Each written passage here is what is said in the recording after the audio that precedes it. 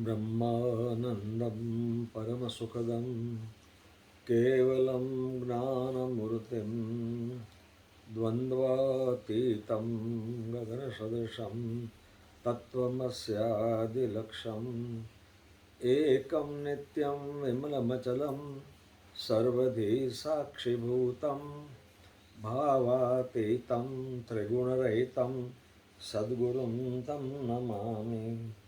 अज्ञानतिमिरान्धस्य ज्ञानाञ्जनशलाकया चक्षुरुन्मिलितं येन तस्मै श्रीगुरुवे नमः।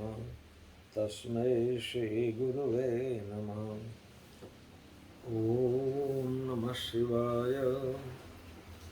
अनंत कोटि ब्रह्मांड नायक स्वयं भगवान श्री गौतमेश्वर महादेव जी के चरणों में कोटि कोटि प्रणाम एवं त्याग और वैराग का साक्षात स्वरूप अर्चनीय वंदनीय प्रातः स्मरणीय ब्रह्मलीन गुरुदेव के चरणों में कोटि कोटि प्रणाम एवं क्षोत्रिय ब्रह्मनिष्ठ परिवाजकाचार्य अनंत विभूषित समस्त संत वृंद के चरणों में कोटि कोटि प्रणाम। स ओम नमो नारायणाय। आत्मस्वरूप बंधुओं, भक्तवती माताओं, आत्मस्वरूप युवानों, प्यारे बच्चों, आपके सब के हृदय में विराजमान भगवती माँ गंगा को मेरा कोटि कोटि प्रणाम।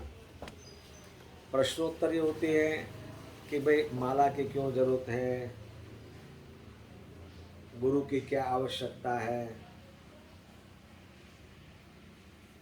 इनके लिए थोड़ी बात करते हैं।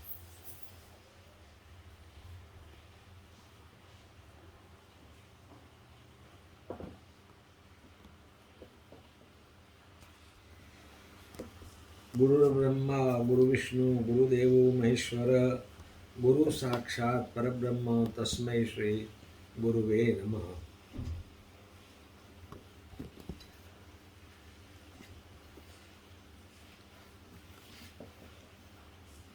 स्वामी शिवानंद महाराज दिव्य जीवन संघ के संस्थापक, उन्होंने एक अपने हाथ से लिखी हुई किताब जप योग,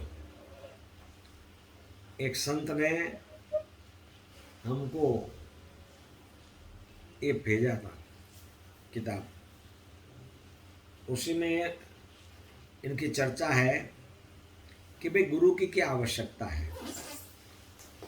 मंत्र तो सब में लिखा हुआ है, हम गुरु को माध्यम क्यों बनाए, लेकिन गुरु आवश्यक है। आध्यात्मिक मार्ग चारों ओर से कठिनाइयों से आकीर्ण है।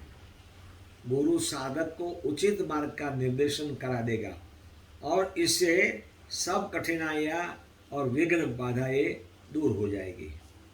गुरु ईश्वर ब्रह्म सत्य और ओम, ये सब एक ही है। गुरु कहो या ईश्वर कहो, ईश्वरो गुरुरात्मेति मूर्ति भेद विभागिने, ऐसे बताया है। तो गुरु कहो, ईश्वर कहो, ब्रह्म कहो, सत्य कहो या ओम कहो, एक ही पर्याय शब्द है। गुरु की सेवा भक्ति सहित करनी चाहिए, ऊपर छले नहीं या दिखावा के नहीं, प्रेम भक्ति से करो, उसको सब प्रकार से प्रसन्न रखो, अपने चित्त को पूर्णतः गुरु की सेवा में लगा दो, उनकी आज्ञा का पालन अटूट विश्वास के साथ करो, गुरु मुख से सुने गए शब्दों में पूर्ण श्रद्धा रखो, तभी तुम अपने सुधार कर सकोगे। इसके अतिरिक्त और कोई दूसरा उपाय नहीं है। अपने गुरु की पूजा ईश्वर भाव से करनी चाहिए। यह भली भांति समझ लेना चाहिए कि ईश्वर और ब्रह्म की सभी शक्तियाँ गुरु में विद्यमान है। गुरु को ईश्वर का ही अवतार समझ लेना चाहिए। तुम्हें कभी भी उनके दोषों को नहीं देखना चाहिए। तुम्हें उनमें केवल देवत्व की ही दर्शन करना चाहिए। जब तुम ऐसा करोगे तभी ब्रह्म की प्राप्ति संभव होगी। धीरे धीरे गुरु का शरीर, क्यों शरीर को सबको छोड़ना है ही, शारीरिक रूप जो गुरु का बाहर दिखता है, स्थूल शरीर, वो तिरोभूत हो जाएगा और होगा सबका होता है, और तुम उनके व्यापक होने का अनुभव करोगे। जब तुम्हारे में गुरु भक्ति आ जाएगी तो शरीर नहीं रहेगा, तब भी आप व्यापक रूप में आपको गुरु दिखेगा। अर्थात तुम्हें ऐसा लगेगा जैसे हम समस्त संसार में समाये हैं। फिर क्या, तुम स्थावर जंगम जड़ चेतन सभी में गुरु के ही दर्शन करोगे। इसके अतिरिक्त संस्कारों से छुटकारा पाने का कोई दूसरा उपाय नहीं है। केवल गुरु की सेवा के द्वारा ही तुम बंधनों को तोड़ सकते हो। जो साधक पूर्ण भक्ति के साथ गुरु की पूजा करता है, वह शीघ्र ही अपने को निर्मल तथा स्वच्छ बना लेता है।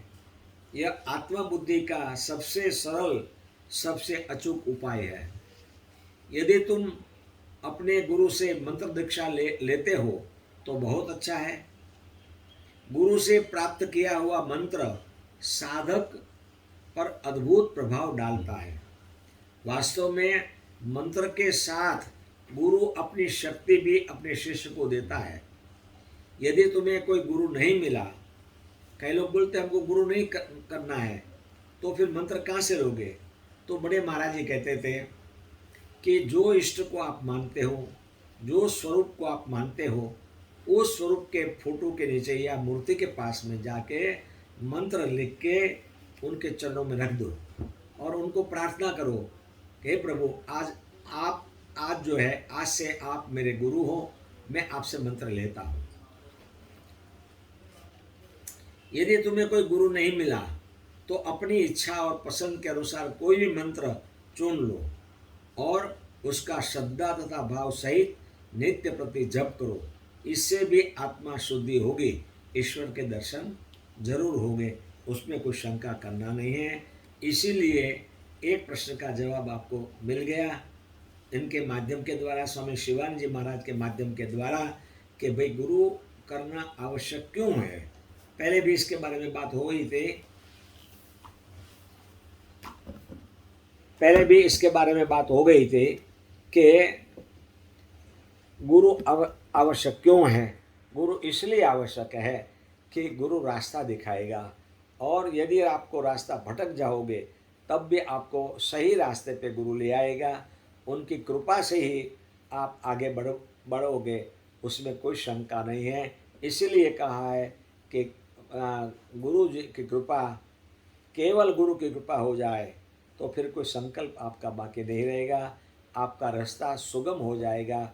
इसके साथ के समस्त सतगुरुओं को हम कोटि कोटि प्रणाम करते हैं, और ऐसे गुरुदेव हमारा व्यापक रूप में, ईश्वर रूप में, ब्रह्म रूप में, सत्य रूप में, ओंकार के रूप में गुरु जी हैं।